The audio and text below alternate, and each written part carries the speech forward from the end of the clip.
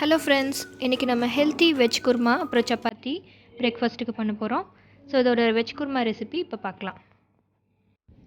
இந்த குருமா பண்ணுறதுக்கு நான் இன்றைக்கி 3 காய் எடுத்திருக்கேன். கொஞ்சமாக பீன்ஸ், அதுக்கப்புறம் கேரட், ஒரு சின்ன உருளைக்கிழங்கு எடுத்திருக்கேன். அப்புறம் தாளிக்கிறதுக்காக கொஞ்சம் பெரிய வெங்காயம், 2 பச்சை மிளகாய், ஒரு சின்ன தக்காளி, கருவேப்பிலை, இது மட்டும் இருந்தால் போதும். அப்புறம் நம்ம தேங்காய் பேஸ்ட்டாக அரைக்கணும். இது கூட ஒரு சின்ன துண்டு இஞ்சி, பூண்டு, அப்புறம் ஒரு சின்ன ஸ்பூன் அளவுக்கு சோம்பு, பொட்டுக்கடலை எடுத்துக்கலாம். இப்போ இந்த குருமா எப்படி பண்ணுறதுன்னு பார்க்கலாம். ஃபஸ்ட்டு ஒரு பேனை ஹீட் பண்ணிவிட்டு ஆயில் போட்டுக்கலாம். நான் இன்றைக்கி கோகோனட் ஆயில் போட்டிருக்கேன். இந்த குருமாவுக்கு கோகோனட் ஆயில் ஆட் பண்ணி பண்ணும்போது நல்லாயிருக்கும். இது கூட கொஞ்சம் சோம்பு, கிராம்பு, அப்புறம் கடுகு போட்டு தாளிச்சிக்கலாம். அப்புறம் நம்ம எடுத்து வச்சுருக்கிற வெங்காயம், தக்காளி எல்லாம் போட்டு ஒரு ஷாலோ ஃப்ரை பண்ணிக்கலாம். ரொம்ப டீப் ஃப்ரை பண்ணணும்னு அவசியம் இல்லை, இந்த அளவுக்கு ஃப்ரை பண்ணிக்கலாம். ஒரு 2 மினிட்ஸ் இது ஃப்ரை ஆகட்டும். அதுக்கப்புறம் நம்ம எடுத்து வச்சுருக்கோம் இல்லையா வெஜிடபிள்ஸ், அது எல்லாத்தையும் ஆட் பண்ணி ஒரு 2 மினிட்ஸ் ஃப்ரை பண்ணிக்கலாம்.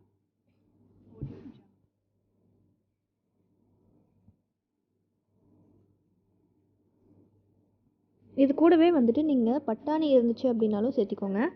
ஃப்ரெஷ்ஷான பட்டாணி சேர்த்திக்கிட்டாலும் இந்த குருமாவுக்கு ரொம்ப டேஸ்ட்டாக இருக்கும். ஸோ இன்றைக்கி எனக்கு பட்டாணி கிடைக்கல, அதனால் இந்த 3 வெஜிடபிள்ஸ் மட்டும் போடுறேன். சில பேர் இதில் காலிஃப்ளவர் கூட போடுவாங்க, அதுவும் நல்லாயிருக்கும். இது கொஞ்சமாக ஃப்ரை ஆனதையும் நம்ம 1 கப் அளவுக்கு தண்ணி ஊற்றிக்கலாம். ஊற்றிட்டு இந்த காயை வேக விட்டுடலாம். ஒரு 2 ஸ்பூன் அளவுக்கு உப்பு சேர்த்திக்கோங்க. ஸோ காயில் நல்லா உப்பு இறங்கி அது வேகட்டும். ஒரு லிட்டு போட்டு மூடி வச்சிடலாம். காய் நல்லா வேகட்டும். இப்போ நம்ம இந்த பேஸ்ட்டு ரெடி பண்ணிக்கலாம். இந்த தேங்காய் அரைக்கும் போது கூட இன்னும் கொஞ்சம் முந்திரியும் போட்டுக்கோங்க.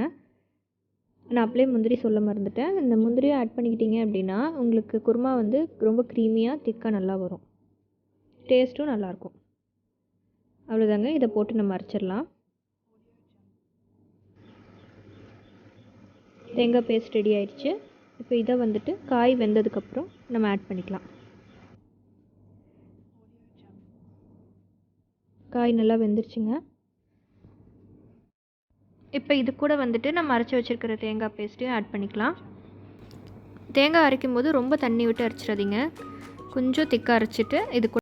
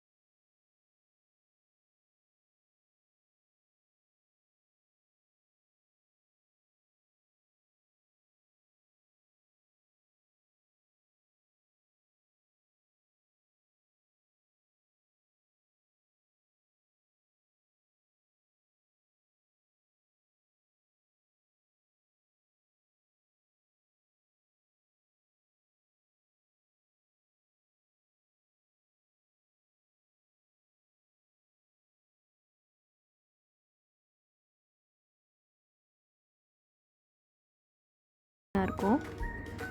ஸோ மறக்காமல் ட்ரை பண்ணி பார்த்துட்டு உங்களோட ஃபீட்பேக்கை கமெண்ட் செக்ஷனில் போடுங்க. எங்கள் சேனல் பிடிச்சிருந்துச்சுன்னா, இந்த வீடியோ உங்களுக்கு யூஸ்ஃபுல்லாக இருந்துச்சுன்னா மறக்காமல் எங்கள் சேனலை சப்ஸ்கிரைப் பண்ணுங்கள். தேங்க்யூ ஃபார் வாட்சிங்.